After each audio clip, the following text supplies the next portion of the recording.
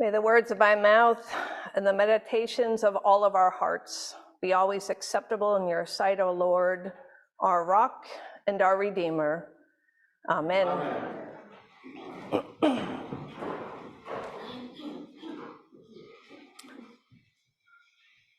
My regular early morning walk pretty much follows the same route every day. I know you're not supposed to be that predictable, but I love being able to see the sunrise as I walk. Well, a few weeks ago, when my daughter and my son-in-law and my grandson were visiting, it was a beautiful day, and I suggested that we walk that route. And as we were walking, my daughter said, "Oh, wow, look, the George Washington Bridge." I was amazed. What? Where? Right there, she said, pointing right at it. Well, I'll be darned. Yep, there it was, right there. I have scanned that section of skyline almost every morning for probably a year and a half. And I had never noticed that that was a tower of the George Washington Bridge. I had seen it, but I always thought it was a tall building with lights on inside, shining through its windows, not sunlight beginning to shine through a bridge's steel lattice work. Now, of course, every morning I see it. There it is, the George Washington Bridge. Today, this last Sunday after the Feast of the Epiphany, is celebrated in some churches as Transfiguration Sunday. And it draws the season of Epiphany to a close. Matthew's account provides the nearly perfect bookend to the story of Jesus' baptism that is often read on the first Sunday after the Epiphany. In Matthew's accounts of Jesus' baptism and of the Transfiguration, the voice of God breaks in from a cloud and declares, "This is my Son, the beloved. With him I am well pleased." The days leading up to this mountaintop experience have been getting darker. Jesus has just told the disciples of his impending death. And the days following Jesus' transfiguration will continue to grow even darker as Jesus starts on the road to Jerusalem. As Jesus and Peter, James, and John head back down the mountain from this radiant experience, Jesus will again tell them of the suffering that lies ahead of him. But breaking into the midst of all of this darkness is this moment of great light and the revelation of Jesus' true self as both fully human and fully divine. Although Peter, James, and John have been with Jesus all this time, they have not really seen Jesus for who he truly is. As Peter is still speaking, still carrying on about erecting 3 booths for Jesus, Moses, and Elijah, a bright cloud suddenly overshadows them, and out of this cloud, God declares Jesus as my Son, the beloved. With him I am well pleased, and adding, listen to him. This bright cloud is the same cloud which had covered Mount Sinai and out of which God had called to Moses when Moses went up to speak with God and to receive the law and the commandments. And the appearance of the glory of God was like a devouring fire. And this glory cloud had been with God's people at various points in their story together. It led the Israelites out of Egypt, appearing as a bright cloud by day and a pillar of fire by night. But even when Moses was in the midst of this cloud and asked to see God's face directly, God told him that no one could see the face of God and live. So it's no wonder that the disciples fell to the ground and were terrified when the bright cloud of God overshadows them and speaks to them. And Jesus is transfigured right there, right before their eyes. They are face to face with God, and God, Jesus, touches them, saying, "Get up and do not be afraid."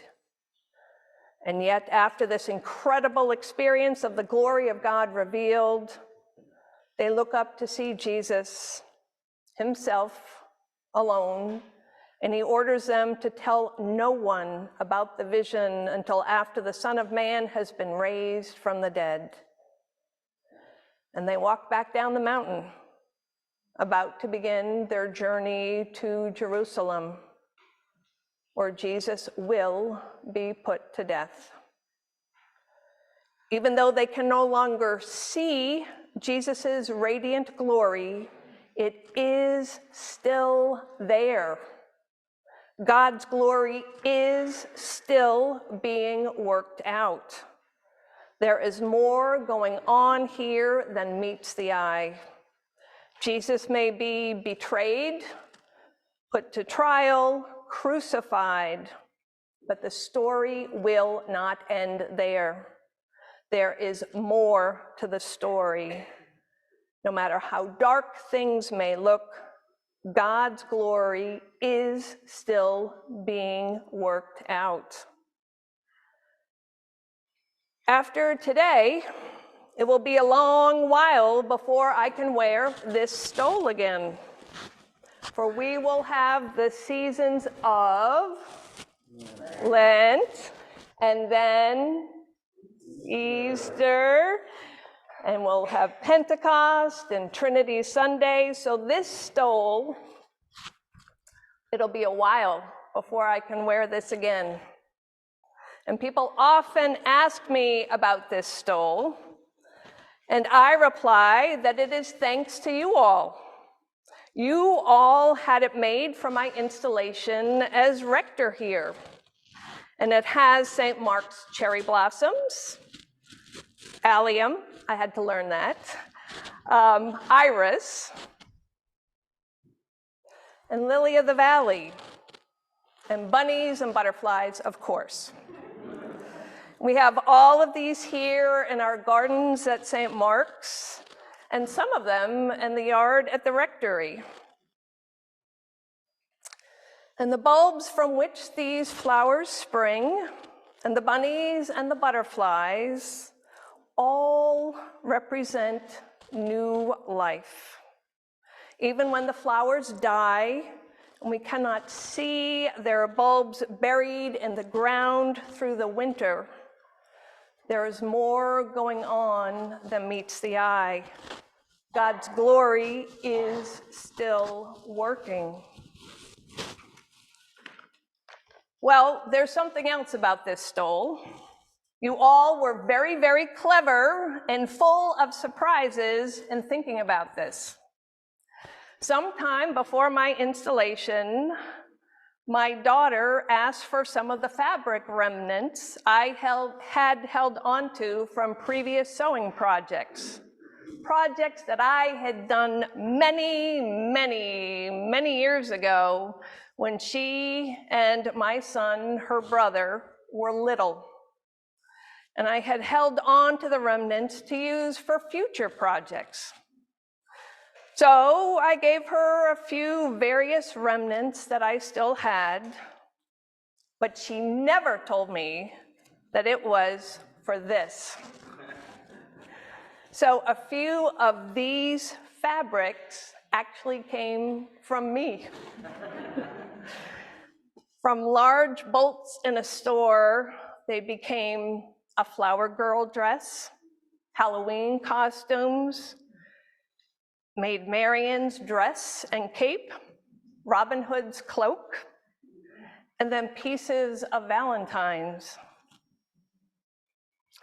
And then bits and pieces of flowers and bunnies. There is more going on here than meets the eye. We are given opportunities to see things in a new light, to catch glimpses of God's glory, to see the holy within the simple things of this world. And those pieces of fabric from another lifetime ago are woven with the fabric of the life, mission, and ministry of St. Mark's, celebrating God's inclusive love in our world. And so it is for each of us here. The fabrics of our lives is woven with that of St. Mark's, celebrating God's inclusive love. And for each and every one of us, in God's economy, nothing is wasted. As Jesus told us, you are the light of the world. We have that light of God within us. What we may see as mistakes or remnants, God sees as the bells of lily of the valley, or butterfly wings, or bunny tails. May we allow ourselves to let God use all of the bits and pieces of us to shine forth God's light and life and love, to create something beautiful beyond what we ever could have imagined. And may we, with patience, humility, and grace, be open to others who may point out to us glimpses of God's glory that we might have been walking right by. Point out to us opportunities to see things differently in a new light, to point out to us unseen gifts, perhaps as grand as the George Washington Bridge, or as small and delicate as the bell of the lily of the valley. Get up and do not be afraid, Jesus says. It is both a comfort and a command. For God's glory is working itself out, working in us and through us, through all of those around us, and through all of God's creation. Amen.